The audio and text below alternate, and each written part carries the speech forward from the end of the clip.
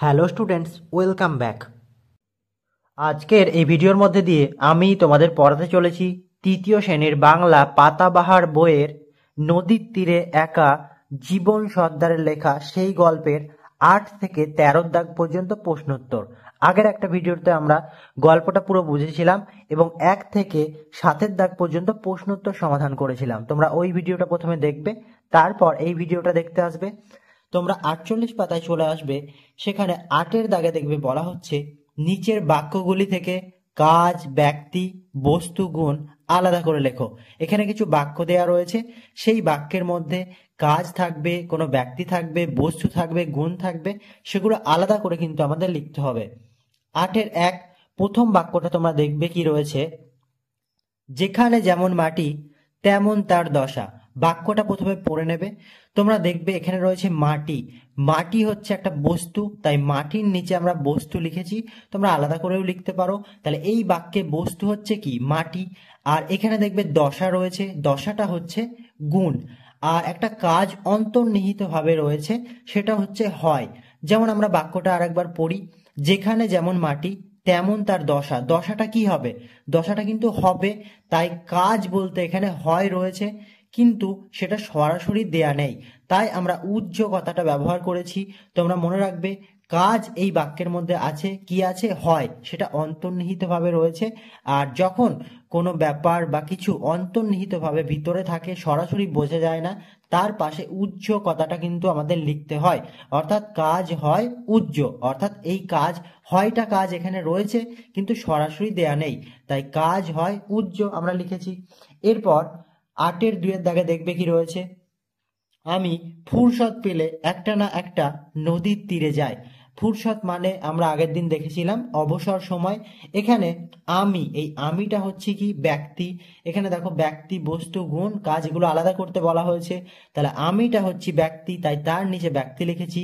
ফুরসত, ফুরসতটা হচ্ছে গুণ, তার নিচে তোমরা লিখবে গুণ। আর নদীর তীরে এটা হচ্ছে বস্তু, নদীর তীরে এটা বস্তু, এর নিচে বস্তু লিখবে।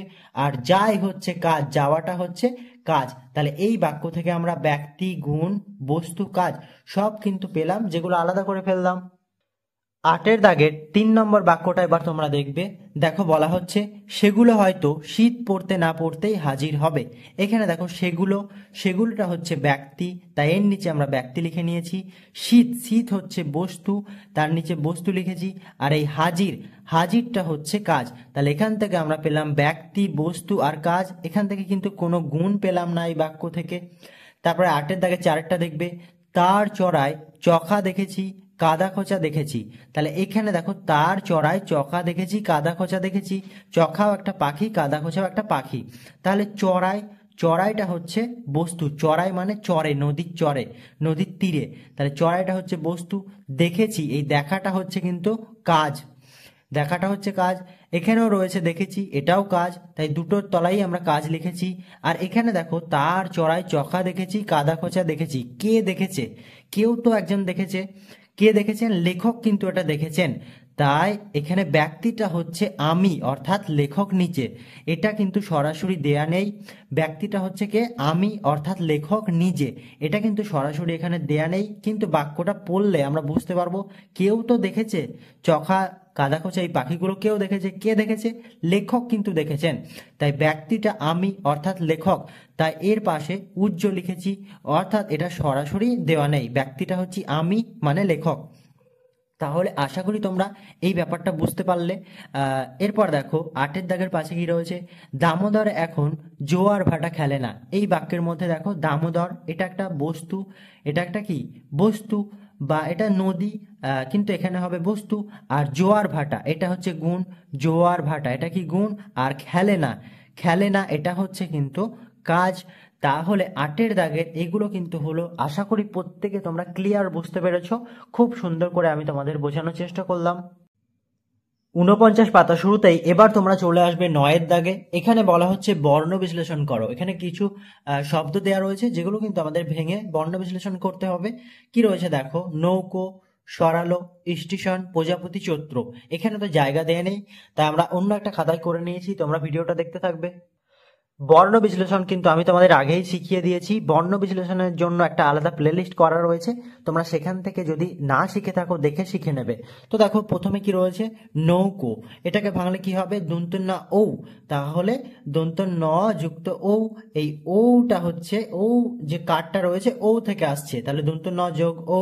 এবার কয়ে ওকার রয়েছে, তাহলে ক যোগ ও, এই ও কারটা ও থেকে আসে তাই ওটা ও এ পরিণত হয়ে যাবে, দন্ত ন যোগ ও যুক্ত ক যোগ ও, এই নৌকোকে ভাঙলে এটা হবে, আর দন্তান্ন আর কয়ের নিচে হবে হসন্ত চিহ্ন, কারণ এগুলো হচ্ছে ব্যঞ্জন বর্ণ। তারপরে দেখবে কি রয়েছে, সরালো, এটাকে ভাঙলে কি হবে, দন্ত স, দন্ত স এর সাথে অয়ের টান আসছে তাই দন্ত স যুক্ত অ যুক্ত র যুক্ত আ, রয় আকার রয়েছে, আকারটা আয়ে পরিণত হবে, র যুক্ত আ যুক্ত ল, ল যুক্ত অ, অটা দিতেও পারো বা তোমরা না দিতেও পারো শেষে, অসুবিধা নেই। তাহলে সরালোকে ভাঙলে কি হবে, দন্ত স যুক্ত অ যুক্ত র যুক্ত আ যুক্ত ল যুক্ত অ, এই অটা দিতেও পারো আবার না দিতেও পারো শেষে রটা, তাই এটা ব্র্যাকেটের মধ্যে রেখেছি, দিলেও হবে না দিলেও হবে। আর এখানে দেখো দন্ত স র আর ল, এই তিনটে রয়েছে কি বর্ণ, ব্যঞ্জন বর্ণ, তাই এর নিচে কিন্তু হসন্ত চিহ্ন হবে, এই যে একটা দাগ রয়েছে এটা হসন্ত চিহ্ন। তারপরে দেখো কি রয়েছে, স্টেশন, এটাকে ভাঙলে কি হবে, হর্ষই যুক্ত দন্ত স, হর্ষইটা কি বর্ণ, হর্ষইটা স্বরবর্ণ, আর স্বরবর্ণ নিজেই উচ্চারিত হয় তাই হর্ষই একাই বসবে, হর্ষই যুক্ত।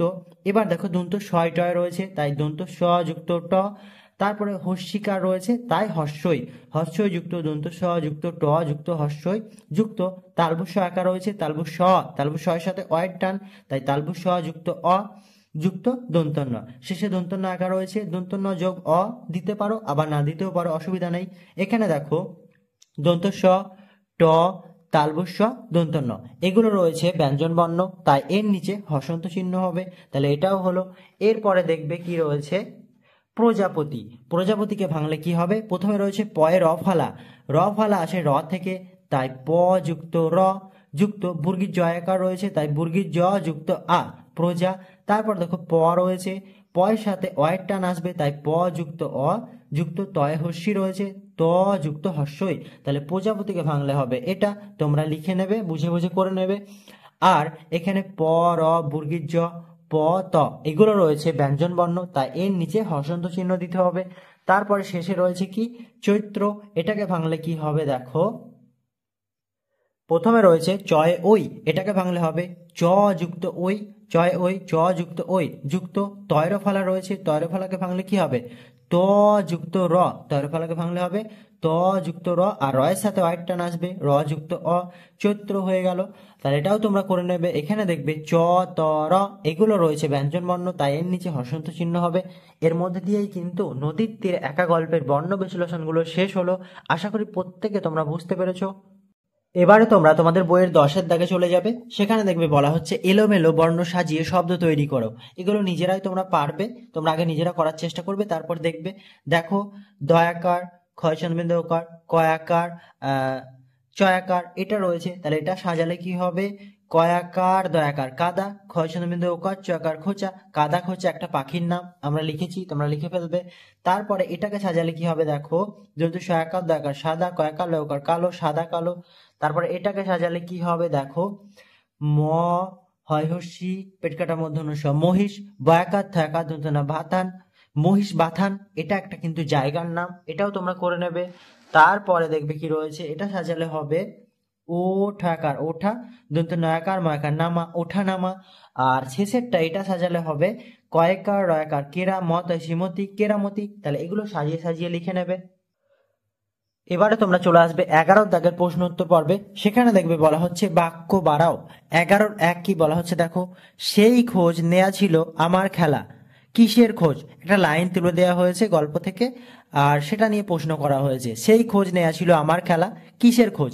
এর উত্তর দেখো কি হবে, ওই নদী কেমন নদী, সেই খোঁজ নেয়া ছিল আমার খেলা, ওই নদী কেমন নদী, সেই খোঁজ নেয়া ছিল আমার খেলা, অর্থাৎ লেখকের খেলা। তাহলে 11-1 হলো, তোমরা লিখে নেবে। এরপর 11 দাগের 2 নম্বর প্রশ্নটা তোমরা দেখবে, বলা হচ্ছে দুজনের নদীর কথা বলি, কোন কোন নদী, দুজনের নদীর কথা বলি, দুজনকে, এখানে একজন হচ্ছেন মাঝি আর একজন লেখক, কোন কোন নদীর কথা বলা হবে দেখো, দুজনে দামোদর, রূপনারায়ণ ইছামতি নদীর কথা বলি। দুজনে দামোদর রূপনারায়ণ ইছামতি নদীর কথা বলি, এটাও তোমরা লিখে পড়ে নেবে। 11 দাগে 3 নম্বর প্রশ্নটা কি রয়েছে দেখো এবার, খঞ্জন আসবে কখন? এর উত্তর কি হবে দেখো, শীতের সময় খঞ্জন আসবে। খঞ্জন কি? খঞ্জন একটা পাখির নাম, তাহলে এর উত্তর এটা হবে, তোমরা লিখে পড়ে নেবে। 11 দাগে 4 নম্বর প্রশ্ন দেখো, চরে না গেলে দেখা যাবে না কি? দেখো কি এর উত্তর হবে, চখা কিংবা বড় জাতের হাঁস চরে না গেলে দেখা যাবে না। অর্থাৎ চখা এবং বড় জাতের হাঁসগুলো নদীর চরে, নদীর তীরে যদি না যাওয়া হয় তাহলে দেখা যাবে না, সেটাই বলা হচ্ছে। 11 দাগের 4 নম্বর প্রশ্ন হলো। এরপর 11 দাগের শেষ প্রশ্ন 5 নম্বর প্রশ্ন কি রয়েছে দেখো, চলাচল দেখতে পাবো কাদের? একটা লাইন তুলে দেওয়া হয়েছে, প্রশ্ন করা হয়েছে কাদের, চলাচল দেখতে পাবো কাদের? এর উত্তর দেখো কি হবে, এবারে ওপারের পাখির প্রজাপতির চলাচল দেখতে পাবো। নদীর ওই পারের পাখির আর প্রজাপতির চলাচল দেখতে পাবো। 11 দাগের প্রশ্ন উত্তরগুলো শেষ হলো, তোমরা লিখে কিন্তু পড়ে নেবে। তোমরা চলে আসবে এবার 12 দাগে, সেখানে বলা হচ্ছে বাক্য সাজিয়ে লেখো। অর্থাৎ একটা বাক্য দেয়া রয়েছে উল্টো পাল্টা ভাবে, সেটা সাজিয়ে লিখতে হবে।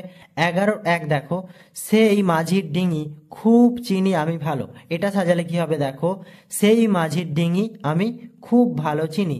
সেই মাঝির ডিঙি আমি খুব ভালো চিনি, এটা সাজিয়ে এই বাক্যটা হলো, তোমরা লিখে নেবে। তারপর একটু বোঝার চেষ্টা করবে, এগুলো বুঝে বুঝে নিজেদের করতে হবে। 12 দাগে 2-1 দেখো কি রয়েছে, সাদা কালো নজরে আমার আমার একটা মাছরাঙা পড়লো। তাহলে এটা সাজালে কি হবে দেখো, আমার নজরে একটা সাদা কালো মাছরাঙা পড়লো। তাহলে এটাও সাজিয়ে তোমরা লিখে নেবে।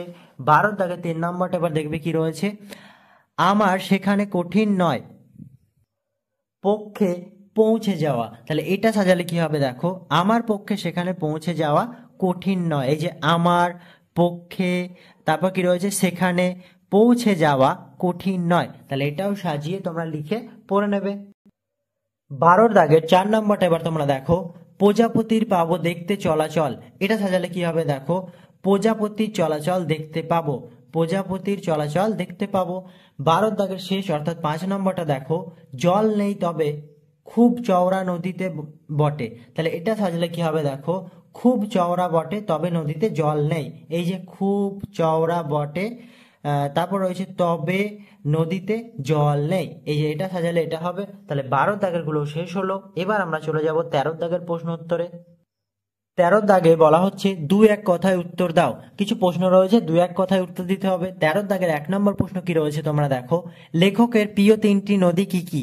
এর উত্তর কি হবে দেখো, লেখকের প্রিয় 3টি নদী হলো দামোদর, রূপনারায়ণ ও ইছামতি। এই 3টি নদী হলো লেখকের প্রিয়। তাহলে এটা তোমরা লিখে ভালো করে বানান করে পড়ে নেবে, নইলে কিন্তু নদীর নামগুলো তোমরা লিখতে পারবে না। 13 দাগে 2 নম্বর প্রশ্ন দেখো, এখানে তার প্রিয় ঘাটের কথাও রয়েছে, ঘাটটির নাম কি? তাহলে লেখকের প্রিয় ঘাটটির নাম কি? তার প্রিয় অর্থাৎ লেখকের প্রিয় ঘাটের নাম খাদিনান। এই খাদিনান ঘাটটা ছিল লেখকের প্রিয়। তাহলে এখানে তোমরা তার প্রিয় লিখতে পারো, বা তোমরা লিখতে পারো লেখকের প্রিয় ঘাটের নাম খাদিনান, সেটাই ভালো হবে।